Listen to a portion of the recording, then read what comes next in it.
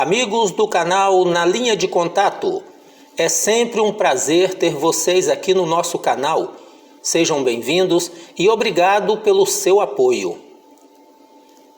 Esta semana recebemos a notícia de que depois de uma acirrada disputa entre o C-130J e o C-390 Millennium, a Holanda escolheu o C-390 da Embraer como o seu futuro avião cargueiro de porte médio.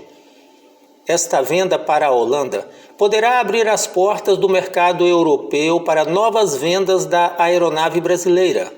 Mas todas as previsões de vendas futuras do C-390 mostram que o jato brasileiro terá que enfrentar sempre o C-130J em disputas que são sempre acirradas, pois o produto norte-americano conta sempre com um importante lobby realizado pela poderosa máquina de vendas do governo dos Estados Unidos, que fazem todos os tipos de pressão para que seus produtos se saiam vencedores nas disputas em que participam. Mas um dado importante nesta aquisição da Holanda é que pela primeira vez o cargueiro turbohélice C-130J, fabricado pela norte-americana Lockheed Martin, foi derrotado em uma competição. E tão importante quanto esta vitória sobre o Hércules foi o fato de o cliente vir a público e fazer grandes elogios ao avião brasileiro.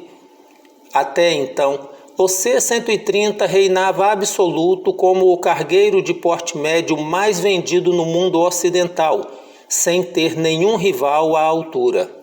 Mas parece que este reinado está correndo risco, pois a Embraer ultimamente tem se empenhado em uma campanha de marketing bastante agressiva, que parece começar a dar resultados. Pelo menos é o que deu a entender pelas constatações e afirmações do representante do Ministério da Defesa da Holanda, que disse claramente que o avião brasileiro é melhor do que o C-130J, possuindo maior disponibilidade e menor custo operacional e de aquisição.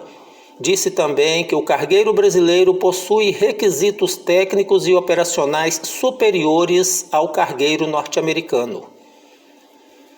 Um detalhe que provavelmente algumas pessoas ainda desconhecem é que em novembro de 2019 a Embraer mudou a designação do seu avião cargueiro de KC-390 para C-390.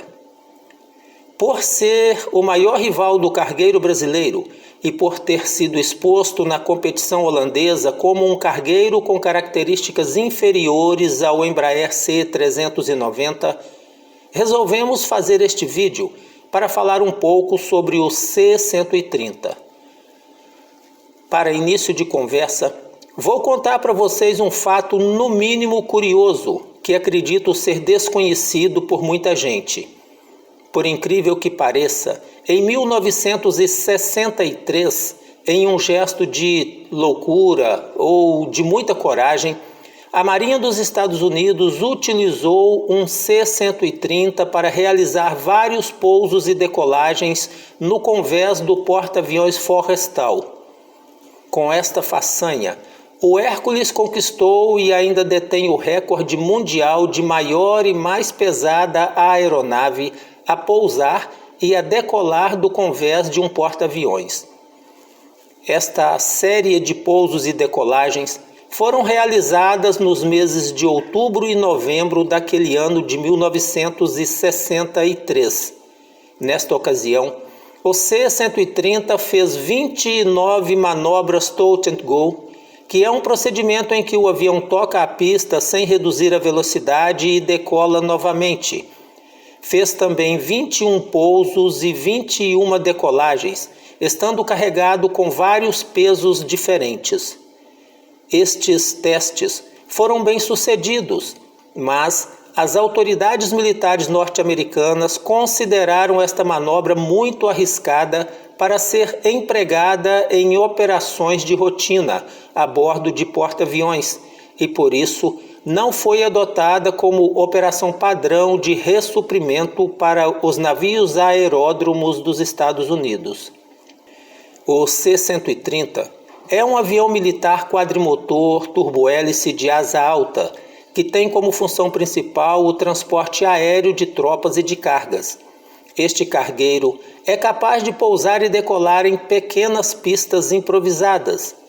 Atualmente, esta aeronave é utilizada em uma vasta gama de missões, entre elas patrulha marítima, transporte de cargas, de tropas e paraquedistas, reconhecimento, pesquisa e reconhecimento meteorológico, reabastecimento aéreo, combate a incêndio, evacuação aeromédica, entre outras.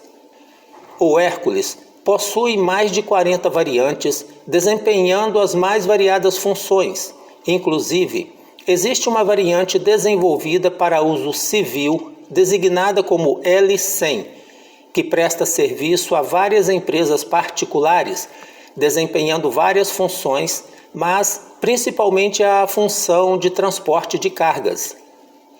Mas tudo começou em 1951, quando o governo dos Estados Unidos solicitou à sua indústria o desenvolvimento de uma nova aeronave de transporte com uma rampa traseira para facilitar o procedimento de carga e descarga. Essa aeronave deveria ser bastante robusta para pousar e decolar em pistas curtas e mal preparadas. Deveria levar 60 paraquedistas ou 70 soldados armados e equipados, ou um pouco mais de 90 passageiros. A proposta vencedora foi a da Lockheed, que foi autorizada a desenvolver e fabricar os primeiros protótipos da aeronave, que receberam a designação de YC-130. O YC-130, produzido pela Lockheed, fez seu primeiro voo no dia 23 de agosto de 1954. O cargueiro, agora chamado C-130A, entrou em operação com as Forças Armadas dos Estados Unidos em dezembro de 1956. Esta versão tinha algumas limitações, e a mais importante era a sua pequena autonomia de voo. Problema este que foi resolvido com a entrada em serviço da sua segunda versão, o C-130B, que recebeu capacidade de transportar combustível também na seção central de suas asas. Um outro aumento significativo de alcance se deu em 1962 com a entrada em serviço da versão E, que recebeu grandes tanques de combustível montados sob as asas. O C-130 possui também uma versão de ataque, denominada AC-130. O AC-130 é uma aeronave fortemente armada e preparada para dar apoio às tropas em terra. Também podem realizar missões de escolta de comboios e interdição aérea, procurando alvos aleatórios para atacar. Devido à característica de sua missão, que exige um voo a baixa altura, normalmente um pouco superior a 2.000 metros, o avião pode se tornar vulnerável ao fogo de terra e, por isso, suas missões de combate são sempre realizadas no período da noite. A primeira versão desse avião foi o AC-130A Gunship II, que foi desenvolvido para substituir o antigo AC-47 Gunship I, que foi amplamente empregado durante a Guerra do Vietnã. A partir daí, foram surgindo várias variantes, entre elas o AC-130U Spock, AC-130H Spectre, AC-130W Stinger II e AC-130J Gunstrider. Desde sua primeira versão, o AC-130 foi muito bem armado, com seu poder de fogo aumentando com a chegada de versões mais modernas. Nesse poder de fogo estiveram ou ainda estão incluídos o canhão de 105 mm M102, de 20 mm M61 Vulcan, o Bofors de 40 mm, o GU-12 Equalizer de 25 mm, mísseis AGM-176 Griffin, mísseis Hellfire e bombas GBU-39 SDB. Mas não para por aí. Dependendo da versão do AC-130, ele pode vir equipado de maneira diferente. Você que gosta do nosso conteúdo e deseja apoiar e ajudar o canal a crescer, não se esqueça de clicar no joinha e deixar o seu like. Clique também no sininho para receber as notificações de nossos próximos vídeos. Se inscreva no canal e sinta-se à vontade para deixar seus comentários. Sua inscrição, seu like e seus comentários são muito importantes, pois farão com que o YouTube mostre o nosso conteúdo a um número maior de pessoas, nos dando assim mais visibilidade. Na década de 70, a Lockheed propôs o desenvolvimento de uma versão do C-130 que seria equipado com motores turbofan em vez dos motores turbohélices, mas os Estados Unidos não aprovaram o desenvolvimento desta versão, pois estavam satisfeitos com a aeronave turbohélice. Em 1972, atendendo a um requisito da Força Aérea dos Estados Unidos, que solicitava uma aeronave com melhores capacidades do que o C-130 para pousar e decolar em pistas curtas e mal preparadas, foi criado o projeto AMST, ou seja, Transporte Stall Médio Avançado.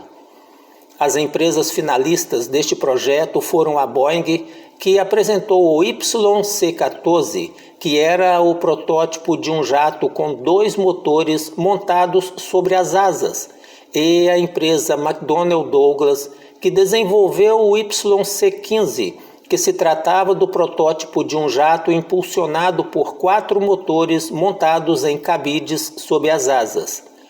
Ambas as aeronaves possuíam dimensões próximas às do C-130 Hércules. O YC-14 foi projetado com um arranjo curioso, onde os 2 grandes motores montados sobre as asas sopravam uma forte corrente de ar sobre a seção interna de suas asas e sobre abas especiais localizadas em sua borda de fuga. Esse arranjo criava uma boa sustentação extra que permitia ao YC-14 excelente capacidade para realizar pousos e decolagens em pistas curtas. Os 2 protótipos atendiam aos requisitos do projeto AMST, mas devido à crescente necessidade de cumprir missões estratégicas, em dezembro de 1979, este projeto AMST foi cancelado, dando lugar a um novo requerimento e à criação do projeto CX, que culminou no desenvolvimento do grande cargueiro C-17 Globemaster III. Com isso, o C-130, que é produzido há mais de 67 anos, continuou em operação e novas versões foram surgindo, chegando hoje na versão J, a mais completa e a mais moderna de todas e a única que ainda está sendo produzida.